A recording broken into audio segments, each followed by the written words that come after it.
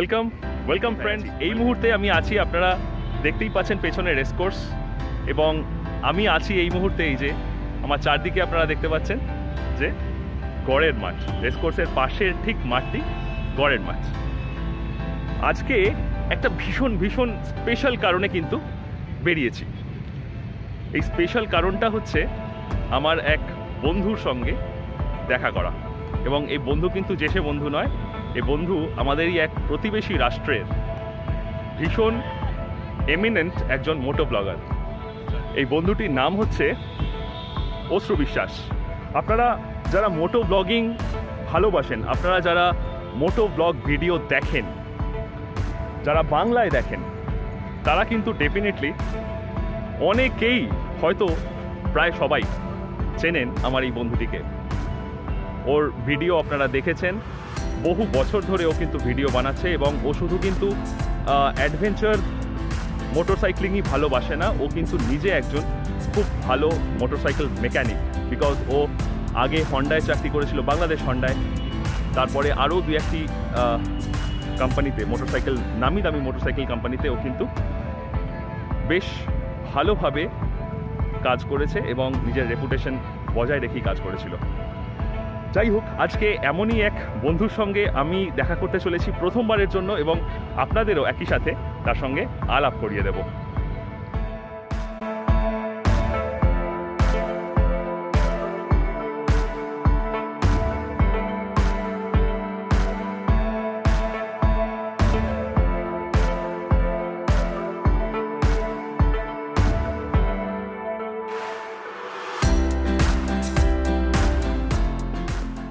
Marquee স্ট্রিটে আমাদের আসার কথা ছিল, কিন্তু এখানে জায়গাটা খুব কনজেস্টেড এবং প্রচণ্ড গাড়ি ঘোড়ার চাপ, ভীষণ ঘিঞ্জি জায়গা।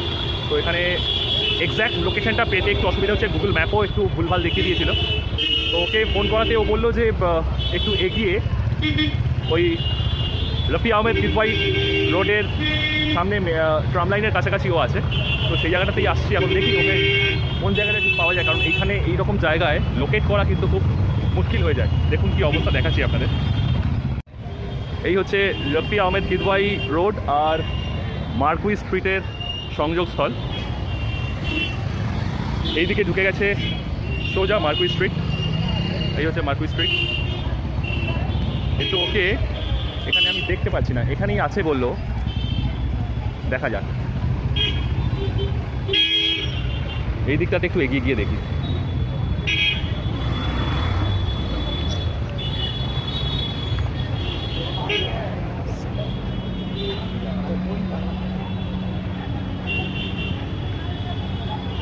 না, এইদিকেও ও নেই।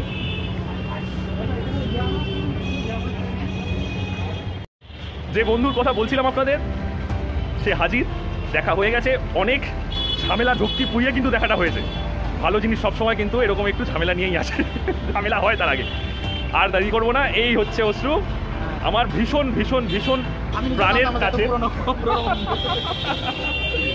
আপনারা নিশ্চয়ই সবাই জানেন, আমি আগেই আপনাদের বললাম, বাংলাদেশের ভীষণ ভীষণ এমিনেন্ট একজন মোটো ব্লগার।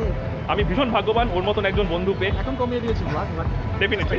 কিন্তু দেখো, মানে কি বলে, শোনা চাপা থাকলেও সেটা শোনাই পায়। তো দেখা হয়ে গেল, ভীষণ আড্ডা হবে, আড্ডা অলরেডি শুরু হয়ে গেছে। তো আমরা চলুন কথা বলি, আর কি কি কথা হয়, খাওয়া দাওয়া হবে, সব কিছু মিলে আজকের ব্লগ কিন্তু জমজমাট। চলুন শুরু করা যাক। আচ্ছা, আমরা গল্প করছিলাম এতক্ষণ ধরে, অনেক অনেক গল্প হলো, প্রচুর গল্প করলাম। এই যে অশ্রু এত যে ঘুরে বেরিয়েছে, বাংলাদেশের 64 জেলা কিন্তু ও কমপ্লিট করে ফেলেছে, এবং তারপর ওরা ঘোরার জায়গা নাই। তো তারপরে ও বিদেশে পাড়ি জমিয়েছে, দুবাইতে, ইন্ডিয়াতে তো এসেইছে অনেকবার। তো এই জিনিসটা কেন ওর, মানে অনেক দেখেছি, অনেক ব্লগার দেখেছি, তারা বাংলাদেশে এখনও বাংলাদেশেই ঘুরে যাচ্ছেন, এবং খারাপ বলছি না, ডেফিনেটলি বাংলাদেশ দুর্দান্ত কান্ট্রি, কিন্তু সেখান থেকে বেরোনোর মন মানসিকতা কিন্তু খুব কম মানুষই দেখাতে পেরেছে। তো সেই রকমই একজন কিন্তু আমার এই বন্ধু অশ্রু। তো চলুন দেখি আজকে অশ্রু কি বলছে ওর এই ওয়ান্ডারলাস্টের বিষয়। আসলে আমার একটা ব্যাপার হচ্ছে কি, আমার একবেলা আমি খাবো না, আমাকে ঘুরতে হবে। আমি 1 মাস হচ্ছে কোথাও ঘুরবো না, তার পরের মাসে যদি ঘুরতে না পারি তাহলে মানসিকভাবে অসুস্থ হয়ে যায়, আহ, শারীরিকভাবে এবং মানসিকভাবে দুইভাবেই অসুস্থ হয়ে যায়। আমার শরীর সুস্থ রাখতে হলে আমার ঘুরতে হবে। সবার যেমন একটা নেশা থাকে না, আমার একটা নেশার ঊর্ধ্বে চলে গেছে। মানে এটা আমার কাছে একটা ওয়ান কাইন্ড অফ মেডিসিন, আমার অন্য মেডিসিন লাগে না, এই মেডিসিনই যথেষ্ট, শুধু ঘুরতে হবে। আমি দেখলাম যে বাংলাদেশ তো শেষ, এখন আমি কই ঘুরবো, ভিতরে একটা ডিপ্রেশন কাজ করতেছে। তখনই একবার ইন্ডিয়া আসলাম, তখন আবার ভালো লাগা শুরু করলো। বললাম যে না, ইন্ডিয়া তো আমার পাশেই আছে, আমি যখন তখন ঢুকতে পারবো, এটা আমার কাছে ইজি।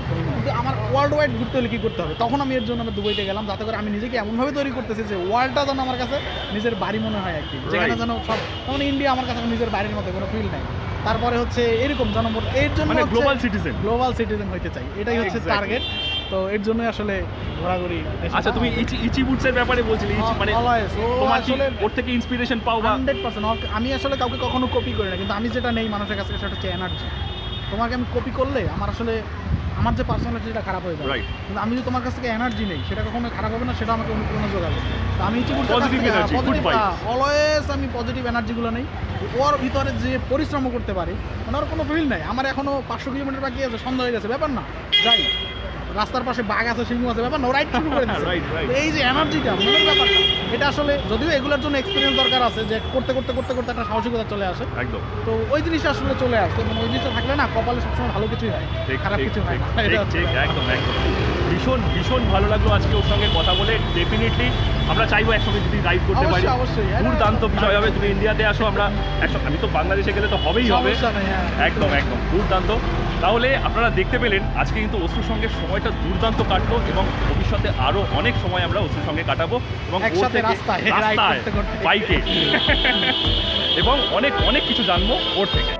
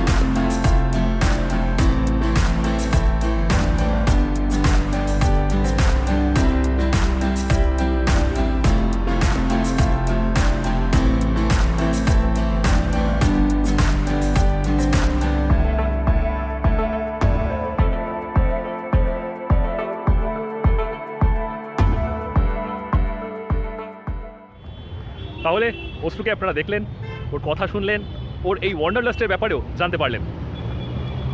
এখন অশ্রুকে বিদায় জানিয়ে আমি অলরেডি বাড়ির পথে চলে এসেছি। সত্যি কথা বলতে কি, আজকে ওর সঙ্গে দেখা করে নিজে যেমন সমৃদ্ধ হলাম, অনেক কিছু জানতে পারলাম, তেমনি ওর আর আমার চিন্তাধারা এবং ভবিষ্যৎ পরিকল্পনা নিয়েও কিন্তু বেশ কিছু মিল সাদৃশ্য খুঁজে পেলাম, এবং সেটা নিয়েও কিছু পরিকল্পনাও আমরা করলাম।